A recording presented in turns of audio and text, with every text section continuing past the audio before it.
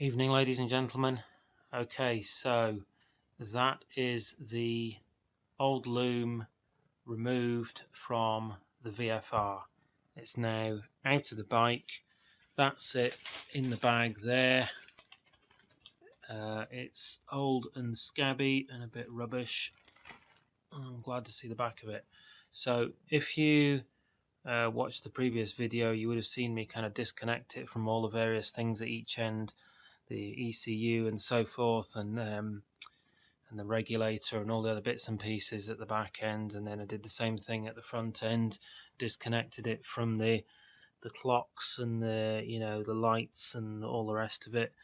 And then basically what I had was kind of like a big bunch hanging down at the front here, and also had to disconnect a lot of things, obviously around the engine, because it's a fuel injected bike. There are quite a lot of different sensors and what have you, so there are quite a few things to unplug in this kind of area. I'll move the airbox in a sec and show you that. And then at the rear end, basically I got to the point where I basically had a big sort of, half the loom kind of thing back here. So towards the end of the video, you would have seen me feed the, if you watched it right to the end, you would have seen me feed the loom through the gap here. What I did was I undid the radiator and moved it down a couple of inches to make a good kind of gap up in there. That's a reasonable kind of gap that I was able to pull pull the loom through. So then at that stage I kind of had like the bulk of the front of the loom here, and what I did was there's a bit of, I don't know if you can really see on the video, but there's a bit of plastic here sort of attached to the underneath of the battery box, sort of goes off at an angle kind of thing, and that's where all like the fuse box and all that kind of thing sit. So what I did was I got a tire lever, and because it's plastic it bends quite easily without breaking. I pushed the tire lever down and sort of bent the plastic out of the way. So then what I tried to do is I tried to feed it from there, sort of in that direction, tried to feed the rear of the loom through, and it wouldn't go because, as you can see, you've got the shock absorber bolted right there. That's the top end of the shock. You've got the chassis cross member here, and you've got chassis down here there. So it's a pretty small gap. And I wasn't able to get it to go through with all the fuse box and the kind of bulky stuff. So what I did was I ended up taking it back the other way. So I took all this bit from the front end and I fed it through there, and I just kind of pulled it all through and eventually got it out. So it was quite a job to remove it. It was pretty hard work. I'm not going to lie, it wasn't easy, but I managed to get it done. I think the whole job took about, can't remember, I think it was maybe like 2 or 3 hours, something like that, which I don't think is too bad really when you consider it's quite a complicated bike. So that's it out. So then the next stage is that I need to remove and replace the fuel injection wiring loom. The new loom, the reconditioned loom that I bought, didn't actually include a fuel injection loom. So what I did was I went on eBay and I found another loom, a second-hand one, which was only £10, but it looks in the photos to be pretty good condition. It's not specifically reconditioned like the rest of the loom, but it does look in good shape. So what I'm going to do is I'm going to replace the fuel injection loom as well. So this is the air box here. This has been detached, but it's still attached with the HT leads because the ignition coils are mounted on the rear of the air box. So that's why it's. I mean, I could pull the HT leads out, I suppose. I might do that at some stage just to get it out of the way and make it a bit easier. As you can see, I've put some J-cloth. That was J-cloth that I tore into quarters and ran under the tap to get it damp, and then I just pushed those down in there.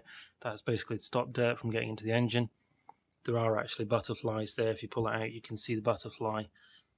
But just to be on the safe side, I think it's better just to block them with a damp rag.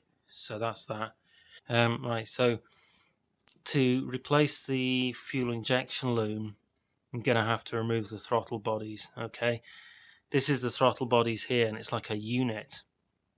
It comes out as like a unit. You can't take it out in bits. It has to come out in one. So it's like all of this, all of that. These are the fuel rails, okay?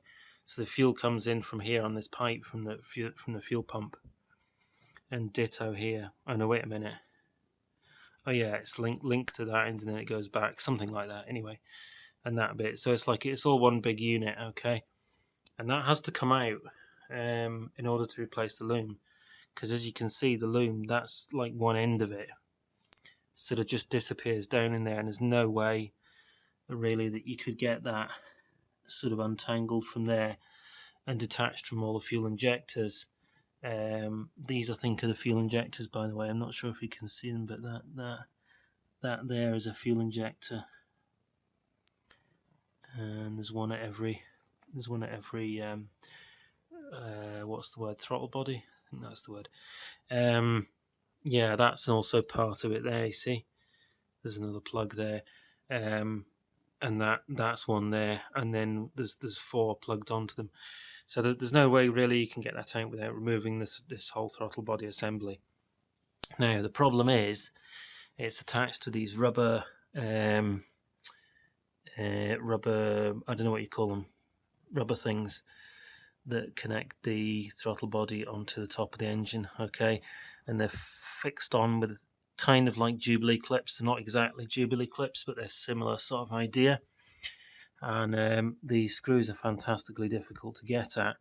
So what I'm going to have to do is I'm going to have to get a much longer Phillips screwdriver in order to undo that one and that one. I can get a 200mm screwdriver at B&Q, so I might just do that, or I might get one off eBay. But basically that can't come out until I've got that longer screwdriver. So that's kind of holding things up a little bit, but I'll probably get one by the end of the week, and we'll get that throttle body out and have a look and get the fuel injection loom off.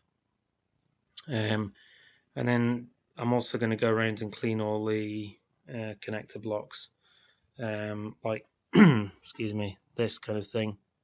I think I actually did it before when I kind of tidied up the electrics a bit, sort of like scraped them out a bit, scraped out the corrosion. And before I put the new loom in, I'm going to shoot a bit of GT85 or WD-40 or whatever in there, make sure everything's nice and clean and oiled, and what have you.